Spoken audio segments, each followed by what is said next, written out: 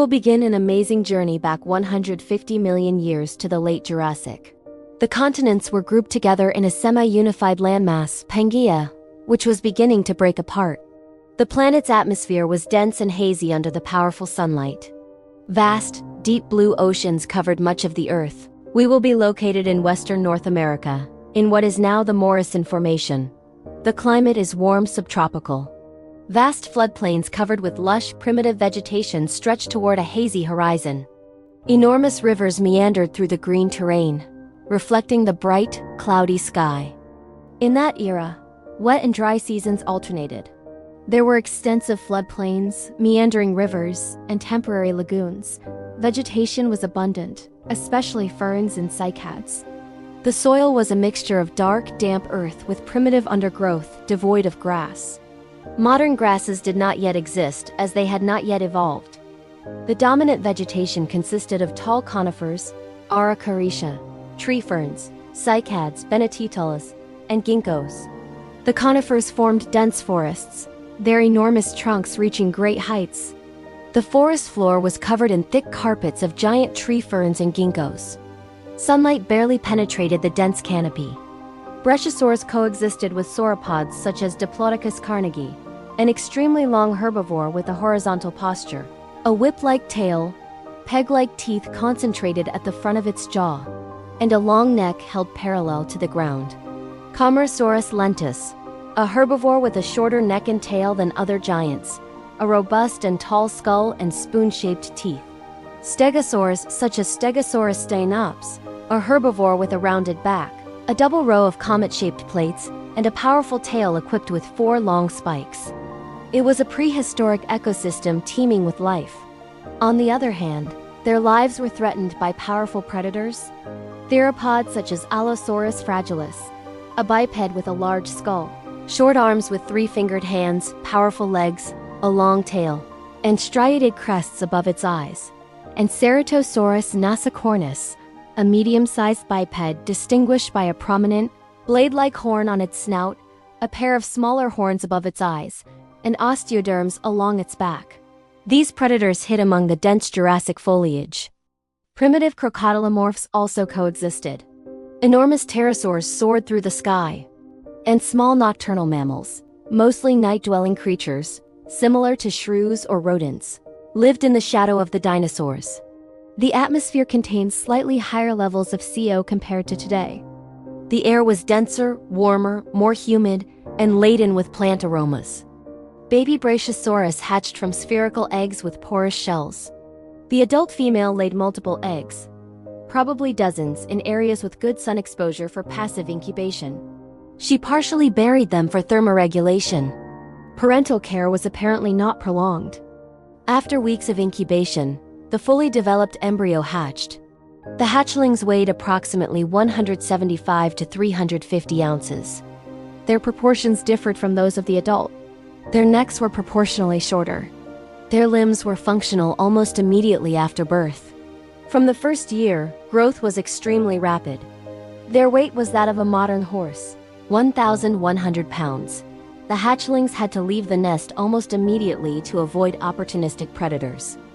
Infancy was the most dangerous stage due to high mortality, as they were easy prey for large predators. The main predators were Allosaurus fragilis, the main apex predator, a bipedal theropod with a large head and sharp teeth, striated crests, short arms with 3-fingered hands, powerful legs, a long tail, and striated crests above its eyes. Torvosaurus teneri, a robust bipedal predator with a long, narrow snout, very short but powerful arms, and thick, scaly skin in dark earth tones. Primitive crocodilomorphs on riverbanks, a semi-aquatic reptile with powerful jaws lined with rows of sharp teeth, armored skin, adapted to ambush prey on the riverbank. The main survival strategy was grouping with others of its own species, that is, living in herds, staying with other young adults. Rapid growth was also another evolutionary defense. Young Brachiosaurus fed on low-lying ferns, abundant in that early era. They stayed together, close to the group. Straying from the herd meant tempting predators that preyed on the most vulnerable. The digestive system relied on microbial fermentation, meaning microorganisms such as bacteria, yeasts, and molds broke down what they ingested. They had enormous stomachs and long intestines. They probably ingested gastroliths for mechanical grinding, just as birds do today. The imposing herds of Brachiosaurus were likely multi-generational groups. Juvenile cohorts shared the same experiences, while large dominant adults led the group. Smaller juveniles walked safely in the center. The diversity of sizes within the herd highlights the social structure and protective nature of these colossal herbivores. Collective defense likely consisted of forming a protective circle, attacking with their forelimbs, and coordinated threatening movements among several individuals to intimidate. However, clearly, size was their primary weapon. Brachiosaurus that reached adulthood were virtually immune to direct predation, as they weighed up to 40 tons. For example, a large predator like Allosaurus fragilis was much smaller. During adolescence, it grew several hundred kilograms a year. At this stage of its life, its neck developed and became extremely elongated. Its front legs were longer than its hind legs. Its increasing height and very long neck allowed it exclusive access to the treetops. Competition for food was reduced thanks to their vertical feeding, which allowed them to reach great heights, impossible for other herbivores to attain. For example, Brachiosaurus fed on the leaves of tall trees, Diplodocus carnegie on low-lying ferns within their reach, and Stegosaurus steninops, a large quadrupedal herbivore with a rounded back, a double row of comet-shaped plates, and a powerful tail with 4 long spikes on mid-level shrubs. There was peaceful coexistence and reduced competition among different herbivores, creating a balanced ecosystem. Adult Brachiosauruses reached a maximum height of 39 to 42 feet and a maximum length of 82 feet. They weighed 40 to 60 tons. The cardiovascular system had an enormous heart, necessary to sustain such a colossal creature. Blood pressure was high to irrigate the immense length of the neck and reach the small brain and its titanic body. The respiratory system had air sacs similar to those of modern birds, attached to the lungs and extending into the hollowed-out vertebrae. These air sacs primarily served to lighten its immense body weight, especially the neck, and improve respiratory efficiency. Connected to the lungs and invading the bones, these sacs acted as a pneumatic system, allowing the dinosaur to breathe more oxygen and providing support for its structure. Its metabolism was likely mesothermic, meaning it was intermediate between reptiles, cold-blooded, and birds, warm-blooded.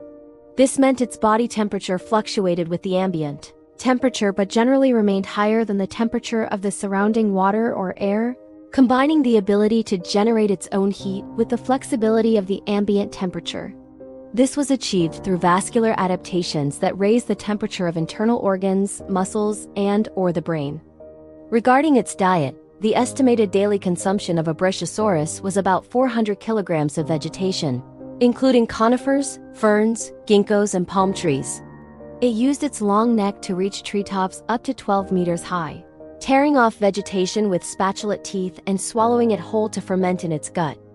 A herd of Brachiosaurus had a significant ecological impact, shaping the landscape by devouring much of the foliage of the surrounding trees and uprooting others as they forged paths through the vegetation. On the other hand, their large quantities of dung served as fertilizer and dispersed undigested seeds, promoting the germination cycle of new vegetation. Its size was such that it created clearings in the middle of the forest, stripping leaves from trees, trampling ferns, and all the vegetation it passed over, allowing sunlight to reach the forest floor.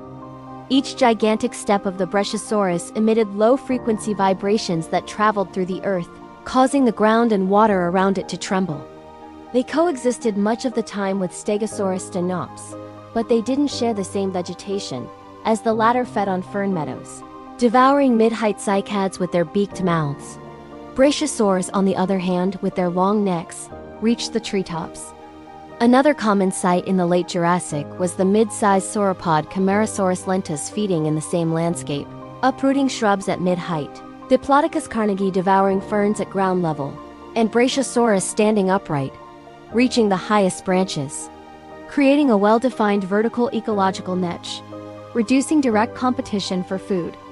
Brachiosaurus reached sexual maturity after more than a decade. They attained their maximum physical growth and development. During the courtship display, the male would slightly rear up, his long neck held high, to show off his impressive size. Copulation was likely complex due to body size. It is unknown whether mating occurred on land or in water due to his colossal size. After mating, the females migrated to more distant, greener regions to lay their eggs. Fossils suggest they didn't build complex nests, but rather laid their eggs in linear rows as they walked.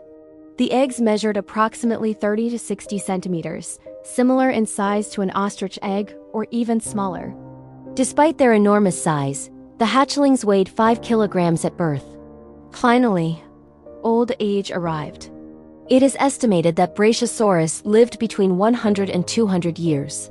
Their enormous size, slow metabolism, and ability to feed in the treetops allowed them to have a long life with few predators. After so many years, their teeth became completely worn and decayed. Mobility was significantly reduced. The exhaustion of its enormous body was evident. Its skin was deeply wrinkled and emaciated. Every step was a struggle, especially when trying to walk through the muddy swamps. Its movements were slow and laborious. Vulnerability to infections increased. Any small wound could develop into a serious, festering sore. Serious injuries, such as deep wounds, could lead to infections. Some possible causes of death could have been prolonged drought, hardening the environment and making food impossible or scarce. Also, diseases that lead to deterioration and weakening of the body, and general collapse of the organism. Sudden, chaotic, and powerful floods caused by torrential rains, which swept away debris such as uprooted trees and rocks, with muddy, brown waters that churned violently around the immense body. Its death is the continuation of life for other beings. Scavengers consume the soft tissues, while smaller opportunistic dinosaurs, like a Ceratosaurus nessicornis, a medium-sized bipedal theropod distinguished by a prominent blade-like horn on its snout, a pair of smaller horns above its eyes, and osteoderms along its back, tear the flesh with their sharp teeth. Such is the efficiency of nature's cleanup crew and the continuation of life. The fossilization process began with rapid burial by river sediments, which protected the bones from oxygen and natural erosion.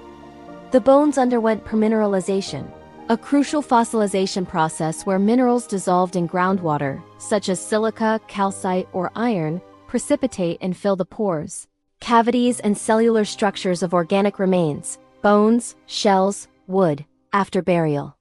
This process preserves the shape and internal structure, petrifying the material. Organic matter is replaced by minerals. The texture of the bone is perfectly preserved, but it is completely replaced by stone. Crystalline minerals formed within the cavities where organic matter had previously been present.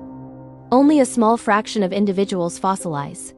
Fossilization is an exceptional event because it requires very specific environmental conditions, such as rapid burial in sediments and the absence of oxygen.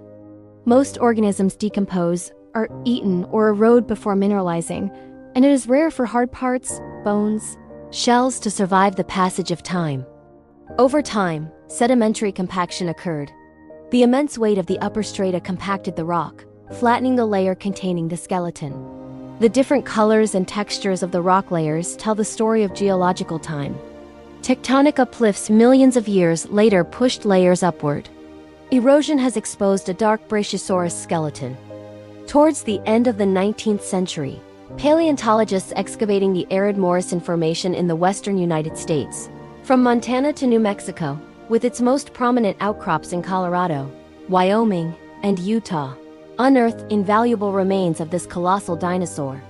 Using delicate excavation tools and preserving these pieces with chemical consolidants, plaster casts, and block transport, they emphasized the monumental nature of the task. Currently, the remains of this majestic dinosaur are on display in institutions such as the Field Museum, the Smithsonian National Museum of Natural History, and the Berlin Museum of Natural History. These are structures assembled with a combination of replicas and original bones. Their construction requires meticulous and careful assembly using scaffolding. Children, adults, and people of all ages gaze in awe and wonder at the skeleton of the colossal dinosaur that once walked on our very soil. Standing before it makes us feel dwarfed by this prehistoric giant. 150 million years ago, This giant roamed beneath primeval skies amidst a forest of giant ferns and conifers, under a hazy primordial sky bathed in the warm, golden light of dawn. Today, its bones allow us to reconstruct a fragment of that fascinating lost world, displayed in a museum.